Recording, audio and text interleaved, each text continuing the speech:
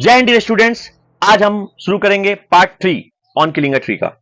No, the root is to be pulled out of the anchoring earth. It is to be roped, tied and pulled out, snapped out और pulled out entirely out from the earth cave, and the strength of the tree exposed the source white and weight, the most sensitive hidden for years inside the earth than the matter of scorching, choking in sun and air, browning, hardening, twisting, withering, and then it is done. तो चलिए इस stanza को जल्दी जल्दी खत्म करते हैं हम लोग। नो, तो देखिए the word no is very powerful. It negates all the earlier effort to kill the tree. पेड़ को मारने के लिए जितने भी एफर्ट अभी लिए गए इन सबको नेगेट करता है. नेगेट करता मतलब नकारता है कि मतलब हमें और भी तरीके आजमाने पड़ेंगे पेड़ को मारने के लिए. पेड़ इतनी आसानी से नहीं मरेगा. वो जो वेलकम पिक्चर है ना, उसमें वो बोलता ना RDX 3 गोली खाने के बाद भी अभी हम जिंदा हैं, ठीक उसी प्रकार से पेड़ भी फिर से खड़ा हो जाता है. देखिए हमारे घरों की छतों पे लगे रहते हैं पेड़, पीपल के पेड़. ऐसे तो काटना नहीं चाहिए, हम लोग तो नहीं काटते हैं और उससे होने वाला जो नुकसान है उसको सहते रहते हैं. क्योंकि मैं भी पेड़ का एक सच्चा प्रेमी हूं और मैंने अपने छत पे काफी छोटे मोटे और तरह तरह के फूलों के पेड़ लगा रखे हैं. आप लोग भी पेड़ अवश्य लगाएं, क्योंकि अगर संसार में सबसे सुंदर कोई चीज है ना तो वो ट्री, प्लांट्स यही है. बाकी सब बेकार है, सब बेकार. यकीन मानिए पेड़ से सच्चा साथी मनुष्य का कोई भी नहीं है. मैंने आपका समय बर्बाद किया इतना, इसके लिए क्षमा चाहूंगा. कविता को आगे पढ़ते हैं. The root is to be pulled out of the anchoring earth. अच्छा, द रूट, तो देखिए the root is to be pulled out. Pulled out means to take out with force, मतलब ताकत लगा के किसी को खींच लेना. Out of the anchoring earth. It is to be roped, tied and pulled out, snapped out. Snapped out means jerked out forcefully. Okay, और pulled out entirely means completely out from the earth cave. तो यहां क्या बोल रहे कवि? To kill a tree it is tied, roped and pulled out completely from the earth cave. Okay, पेड़ को अगर आपको बांधना है ना तो आपको इसको रस्सियों से बांधना पड़ेगा, कस के गांठें लगानी पड़ेंगी और उसके बाद आपको इसको जोर लगाकर खींचना पड़ेगा. तो to kill a tree it is tied, roped and pulled out completely from the earth cave. अच्छा, ये अर्थ केव क्या होता है? देखिए, जब हम लोग गांव में मूली या गाजर के खेत में जाकर जब गीले वेदर में, जब वेट वेदर होता है, तो जब हम उसको निकालते हैं ना तो उसके पूरे मूली निकालने के आसपास का जो क्षेत्र है ना वो एकदम केव जैसा हो जाता है, मतलब एक गड्ढा जैसा बन जाता है. तो यहां पे अर्थ केव का मतलब क्या हुआ? अर्थ केव का मतलब हुआ कि when the roots are pulled out, the earth around becomes hollow. जब रूट को खींच के निकाल लिया जाता है ना तो उसके आसपास का जो क्षेत्र है ना वो एकदम हॉलो जैसा हो जाता है. उसी को कहते हैं अर्थ केव.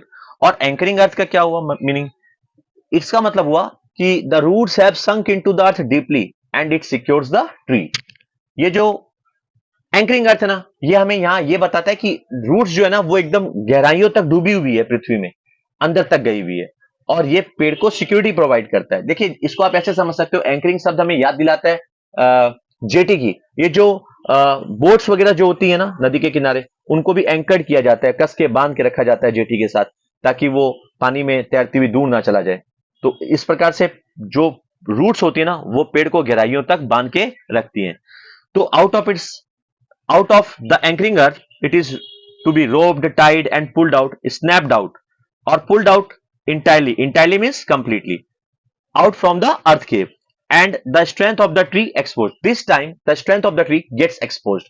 जब रूट को खींच के बाहर निकाल लिया जाता है ना तो पेड़ की जो शक्ति होती है वो इस समय रिवील हो जाती है, एक्सपोज हो जाती है. द सोर्स, तो देखिए सोर्स मीन्स ओरिजिन. तो यहां पर रूट को ओरिजिन बोला गया है कि जैसे हमारे माता पिता हमारे ओरिजिन है ना, तो वैसे ही पेड़ का ओरिजिन कौन होता है? उसका रूट. बिना रूट के कभी भी सूट डेवलप नहीं कर सकती है और वो कभी जीवन में आ ही नहीं सकती है. तो जिस प्रकार से हम लोग अपने माता पिता के कारण इस संसार में हैं, हमें उनका सदा आभारी रहना चाहिए. ठीक उसी प्रकार से जो ट्री होता है ना वो रूट के कारण ही जन्म लेता है. अगर रूट होगी नहीं तो सूट होगा ही नहीं, तो पेड़ उगेगा ही नहीं. तो यहां पर बोल रहा कि द सोर्स, तो व्हाइट एंड वेट. तो देखिए यहाँ पे रूट को क्या बोला गया है? व्हाइट और वेट. तो देखिए रूट को क्या बोला गया है? यहाँ पे रूट को व्हाइट और वेट बोला गया है. रूट को व्हाइट क्यों बोला गया है? क्योंकि ये सनलाइट रिसीव नहीं करता. और इसे वेट क्यों बोला गया है? क्योंकि इसमें थोड़ा सा it contains water. Okay, the root is called white, it is called wet. The root is called white because it does not receive sunlight. Root को व्हाइट इसलिए कहा गया है क्योंकि ये सनलाइट को रिसीव नहीं करता। और the root is called wet because it contains water. The most sensitive, देखिए the poet has coined the word sensitive once again to personify the tree. देखिए यहां पर कवि ने एक बार फिर से पर्सोनिफाई किया है किसको, पेड़ को, क्योंकि root can not be sensitive, root कभी सेंसिटिव नहीं हो सकती, ठीक है। पर कवि ने क्या यहां पर क्या वर्ड यूज किया है, सेंसिटिव शब्द का यूज किया है। तो इस प्रकार से कवि ने फिर से एक बार पेड़ का मानवीकरण किया गया। तो the source white and wet, तो the root is its source, पेड़ की सोर्स क्या होती है, रूट, मतलब ओरिजिन बोल सकते हैं यहां पर, सोर्स का मतलब व्हाइट एंड वेट। व्हाइट मतलब it is called white and wet, it is called white because it does not receive sunlight, it is called wet because it contains water. The most sensitive hidden for years inside the earth, then the matter of scorching, choking in sun and air, browning, hardening, twisting, withering, and then it is done।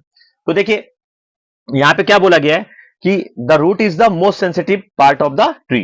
Root जो होता है ना, ये tree का सबसे sensitive part होता है। It remains hidden inside the earth for many years, ये काफी वर्षों से अंदर में छुपा हुआ रहता है अर्थ में।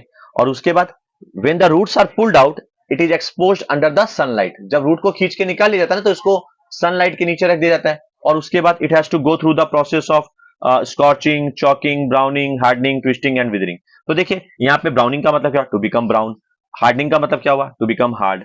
और यहाँ पे जो ट्विस्टिंग जो शब्द है, ट्विस्टिंग और विदरिंग, तो यहाँ पे विदरिंग का मतलब हुआ ड्रूपिंग, मतलब सूख जाना, ओके, ड्राइंग अप बोल सकते हैं हम लोग। और ट्विस्टिंग का मतलब होता है bent out of the origin. और हार्डनिंग का मतलब टू बिकम हार्ड।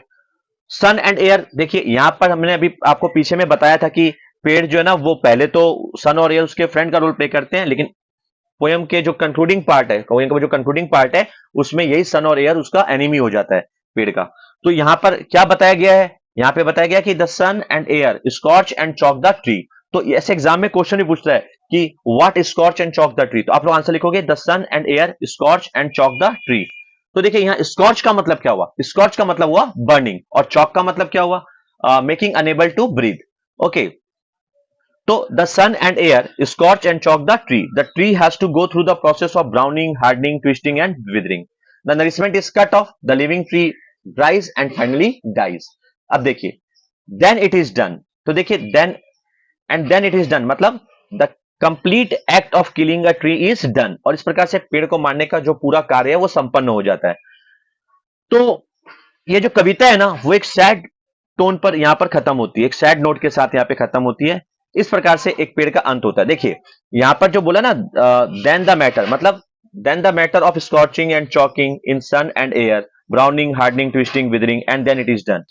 यहां पे कवि बता रहे हैं कि when the roots are pulled out the living tree dries and finally dies. जब पेड़ के रूट को निकाल लिया जाता है और उसको सनलाइट के नीचे छोड़ दिया जाता है ना तो वो पहले सूख जाता है और फिर फाइनली मर जाता है। This time the nourishment is cut off, nourishment जो होता है कट जाता है, the living tree dries and finally dies. तो जो जीवित पेड़ है वो पहले सूख जाता है, अंत में वो मर जाता है। तो इस प्रकार से पेड़ को मारा जा सकता है। मुझे उम्मीद है कि आपको शायद कविता अच्छे से समझ में आई होगी। Thank you so much for watching.